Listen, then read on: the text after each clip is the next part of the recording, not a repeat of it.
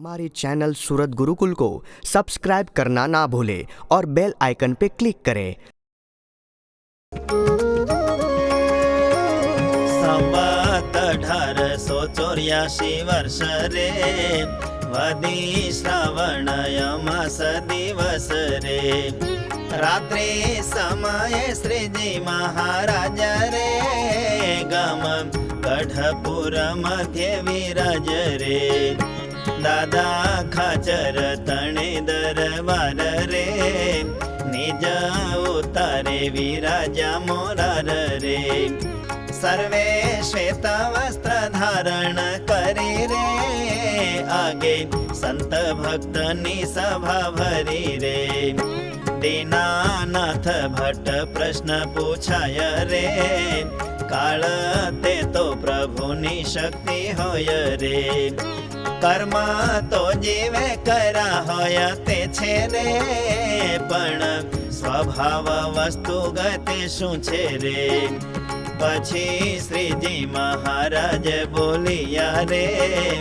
जीवे पूर्व जन्मे जे कर्म करा रे परिपक्वाय अवस्थाने ते पायमा रे जीव भेळाए करस थई गया रे लोढ़ा विषे अग्नि प्रवेशे जे मरे परिपक्वपणाने पामी ते मरे जीवा साथे जे कर्म मळी रह्या रे एवा कर्म तेज स्वभाव कह्या रे तेने ज वासना ने प्रकृति कहे रे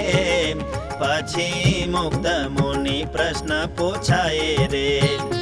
जीवा साथे जे करस पायमा रे एवा कर्म ने स्वभाव जे कह्या रे तथा वासना करीने कहेता रे तेने टाळाना उपाय शू रेता रे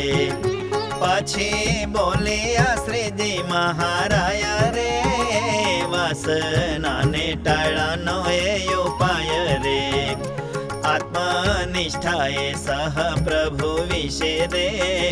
भक्ति करवी जय कहासे रे ने जो आत्मनिष्ठा विना कली रे भगवाननी भक्ति ते रहेली रे त्यारे प्रभु माजे महेत थाय रे